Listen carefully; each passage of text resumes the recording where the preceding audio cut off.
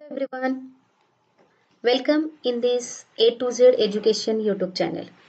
आज आपण PowerPointच्या रिलेटेडच काही कंटेंट पाहणार आहोत.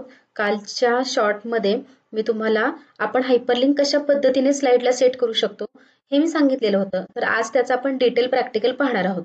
तुमच्या समोर ही PowerPointची विंडो आहे आणि यामध्ये मी काय केलेलं आहे 5 स्लाइड्स इन्सर्ट केलेले आहेत. फर्स्ट स्लाइड वरती मी टेक्स्ट टाइप केलेला आहे. सेकंड स्लाइड वरती मी पिक्चर इन्सर्ट केलेला आहे. थर्ड स्लाइड वरती मी आयकॉन इन्सर्ट केलेला आहे. फोर्थ स्लाइड वरती पुन्हा मी केकची इमेज इन्सर्ट केलेली आहे आणि फिफ्थ स्लाइड वरती मी वर्ड आर्टचा यूज करून थँक्यू हे टेक्स्ट टाइप केलेला आहे. आता आपण काय करूयात या वेलकम वर्डला म्हणजे स्लाइड नंबर फर्स्टला डिरेक्टली ही स्लाइड नंबर 4 आहे. स्लाइड नंबर 4 जी आहे जी केकची इमेज ती आपण लिंक करणार आहोत. म्हणजे ज्या वेळेला मी स्लाइड नंबर 1 वरील या वेलकम वरती क्लिक करेन त्यावेळेला डिरेक्टली ही केकची जी इमेज आहे ती स्लाइड नंबर 4 डिस्प्ले झाली पाहिजे. सेकंड नंबर, थर्ड नंबर किंवा 5 नंबरची स्लाइड नाही, डिरेक्टली 4 नंबरची स्लाइड डिस्प्ले झाली पाहिजे. मग हे आपण हायपरलिंकच्या थ्रू करू शकतो. त्याच्यासाठी first important step, first slide वरती मी जे टाइप केलेलं आहे टेक्स्ट ते तुम्ही सिलेक्ट करा. त्याच्यानंतर इन्सर्ट टॅब मध्ये येऊन इथे तुम्हाला हा लिंकचा ऑप्शन दिसतोय, याच्यावरती तुम्ही क्लिक करा. लिंक डायलॉग बॉक्स ओपन झाल्यानंतर existing file or web page असा फर्स्ट एक ऑप्शन आहे. त्याच्याच खाली बरोबर इथे प्लेस इन दिस डॉक्युमेंट हा ऑप्शन आहे. आता प्लेस इन दिस डॉक्युमेंट वरती क्लिक केल्याबरोबर तुमच्या पीपीटी मध्ये टोटल नंबर ऑफ स्लाइड्स किती आहेत त्या स्लाइड्स इथे तुम्हाला दिसतील. ठीक आहे. आणि आता मला फर्स्ट नंबर स्लाइड वरून डिरेक्टली स्लाइड नंबर 4 ला ही लिंक करायची आहे. कुठे? कारण 4 नंबर स्लाइड वरती माझी केकची इमेज आहे. सो त्याच्यासाठी मी काय करते, स्लाइड नंबर 4 ही इथे सिलेक्ट करते लिंकिंगसाठी आणि ओके या ऑप्शन वरती क्लिक करते. आता तुमच्या लक्षात येईल इथे अंडरलाईन अप्लाय झालेली आहे, म्हणजेच काय तर हायपरलिंक सेट झालेले आहे. आता हे आपण कशा पद्धतीने चेक करू शकतो, तर स्लाइड शो मध्ये आपण येऊयात. स्लाइड शो आणि फ्रॉम बिगिनिंग. आता ही विंडो रन होताना आता या वेलकम या वर्ड वरती मी क्लिक करते. काय करते? वेलकम या वर्ड वरती क्लिक करते. आता तुमच्या लक्षात येईल येस, ही 4 नंबरची स्लाइड डायरेक्ट केकची जी इमेज आहे ज्या स्लाइड वरती ती इमेज इथे डिस्प्ले झालेली आहे. हे कशामुळे झालेलं आहे तर हे हायपरलिंक मुळे झालेलं आहे.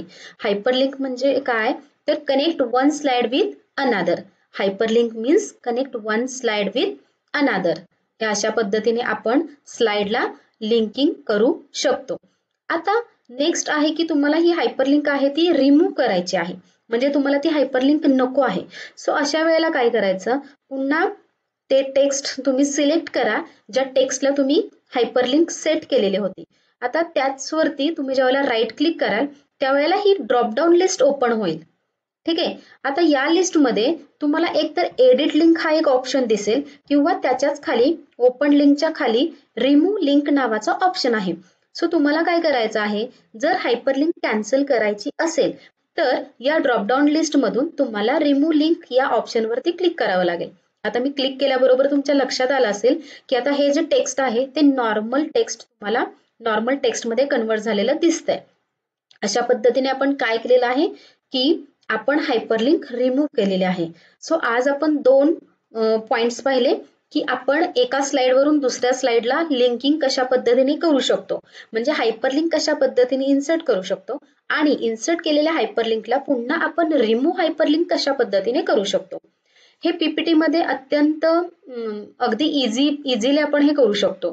फक्त आपल्याला काय करायचं आहे की ज्या वर्डला किंवा ज्या इमेजला किंवा ऍक्शन बटन्स तुम्ही जर इन्सर्ट केले, ऍक्शन बटन्स काय तर नेक्स्ट, प्रिव्हियस, साऊंड, होम असे जे ऍक्शन बटन्स आहेत या इन्सर्ट टॅब मध्ये, म्हणजे तुम्ही एखादं म्युझिक ऐकताना नेक्स्ट आणि प्रिव्हियस बटन्स यूज करता, सेम त्याच पद्धतीचे ऍक्शन बटन्स तुम्ही पीपीटी मध्ये इन्सर्ट करून त्यांना सुद्धा तुम्ही हायपरलिंक देऊ शकता. म्हणजे त्या नेक्स्ट आणि प्रिव्हियस बटनांवरती क्लिक केल्यानंतर सुद्धा तुम्ही नेक्स्ट स्लाइड किंवा प्रिव्हियस स्लाइड वरती जाऊ शकता. त्याचा प्रॅक्टिकल आपण नेक्स्ट व्हिडिओमध्ये पाहणार आहोत. सो तुम्ही आज हे हायपरलिंकचं प्रॅक्टिकल कशा पद्धतीने केलेलं आहे तसे घरी प्रॅक्टिकल ऍज अ प्रॅक्टिस म्हणून करून पहा, तुम्हाला पण नक्की सेम असंच आउटपुट मिळेल. सो हा व्हिडिओ कसा वाटला हे कमेंटच्या थ्रू नक्की कळवा. व्हिडिओला जास्तीत जास्त लोकांपर्यंत शेअर करा आणि तुम्ही जर A to Z एज्युकेशन या चॅनेलवरती नवीन असाल तर या चॅनेलला सबस्क्राईब करायला विसरू नका. थँक्यू.